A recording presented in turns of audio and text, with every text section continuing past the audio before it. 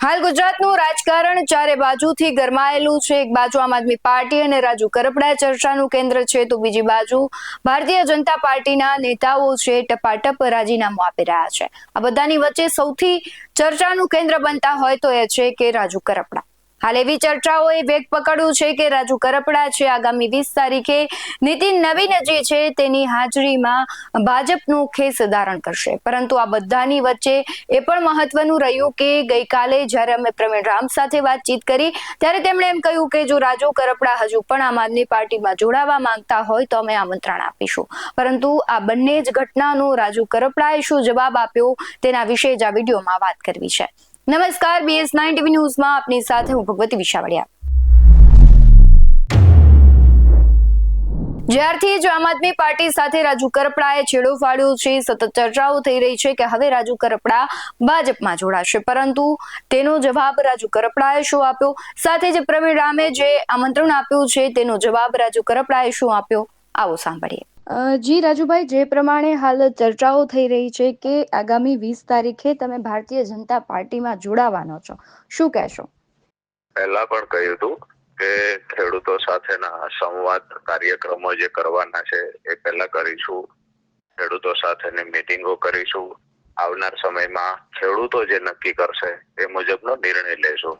હાલ આવી કોઈ 20 તારીખની વાત અમે કોઈ ખેડૂતો વતી નિર્ણય લીધો નથી, અને જે મેં જોયું છે તો કંઈક ને કંઈક ચાલે છે, પણ મને એવું લાગે છે કે આ વાતો ઉતાવળી થઈ રહી છે। આવનાર સમયમાં ખેડૂતો સાથેની ચર્ચાઓ કર્યા પછી જે નિર્ણય લેવાના છે લેશું। આવતી 23 તારીખે ખેડૂત સભા છે મૂળીના ગડાદ ગામે, ત્યાર પછી ખારડી ગામે છે, ત્યાર પછી એક થાનમાં પણ છે, એટલે ખેડૂતો સાથેના કાર્યક્રમો જે છે એ પૂર્ણ કર્યા પછી જ એ નિર્ણય લેવાનો હશે એ ચોક્કસથી લેશું। એટલે આ સભાઓ દરમિયાન જો ખેડૂતો ઈચ્છે કે તમે ભારતીય જનતા પાર્ટીમાં જોડાવ તો તમે જોડાશો? માત્ર એક જ વિકલ્પ નથી, પણ ખેડૂતો જે નિર્ણય લે છે એ અત્યારે સ્થાનિક પ્રશ્નોને લઈ અને આગામી દિવસોમાં શું કરવું જોઈએ એ મુદ્દે ખેડૂતો સાથે સંવાદ થશે।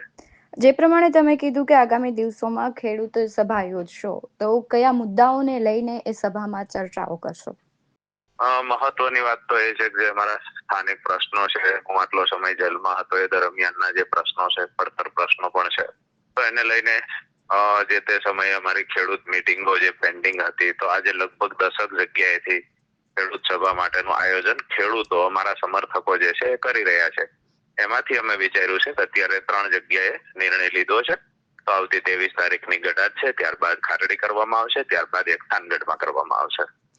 જી રાજુભાઈ, ખાસ એક મહત્વનો સવાલ એ કરવો છે કે તમારા સાથી મિત્ર સાથે અમારે જ્યારે વાતચીત થઈ તે દરમિયાન એ એવું કહી રહ્યા છે કે જો રાજુભાઈ હજુ પણ આપમાં જોડાવા માંગે છે, જો ડરતા નથી, તો અમે એમને આમંત્રણ આપીએ છીએ, શું કહેશો? ઠીક છે, આમંત્રણ આપ્યું છે, આપે છે, સારી બાબત છે, પણ કોઈના વિશે ગમે એટલો વાણી વિલાસ કર્યા પછી આપણે કહીએ છીએ કે એક બાજુ વાણી વિલાસ પણ ચાલુ છે અને બીજી બાજુ આમંત્રણ આપવાની વાત છે, તો મને એવું લાગે છે કે આ તો એક હાથમાં તોકો રાખીને બીજા હાથમાં રજકતાની કોળી રાખવાની વાત છે, પણ સારી બાબત છે, આમંત્રણ આપવા છે, મેં નિર્ણય લઈ લીધો છે, એ જગ્યા પર પાછો ન ફરવાનો પણ મારો નિર્ણય મક્કમ છે। જી રાજુભાઈ, આપ જોડાયા તે બદલ આપનો ખૂબ આભાર। Thank you. હવે જોવાનું એ રહેશે કે આગામી દિવસોમાં તે ખેડૂતોને લક્ષી કાર્યક્રમો કરશે, ત્યારબાદ કઈ પાર્ટીમાં જોડાય છે, પાર્ટીમાં જોડાવાનું નક્કી છે, ચર્ચાઓ પણ થઈ રહી છે કે આ પાર્ટીમાં જોડાશે, પરંતુ હવે જોવાનું રહ્યું રાજુ કરપડા ક્યારે જોડાય છે, કઈ પાર્ટીમાં જોડાય છે, તમારું શું માનવું છે કમેન્ટમાં જરૂરથી જણાવજો। બાકી આવા જ વધુ અહેવાલો સાથે ફરી મળતા રહીશું। તમે અમારી યુટ્યુબ ચેનલને સબસ્ક્રાઇબ કરવાનું, અમને ફેસબુક અને ઇન્સ્ટાગ્રામ પર ફોલો કરવાનું ભૂલશો નહીં। બાકી અવનવી અપડેટ્સ મેળવવા માટે આપ જોતા રહો BS9 TV ન્યૂઝ। નમસ્કાર।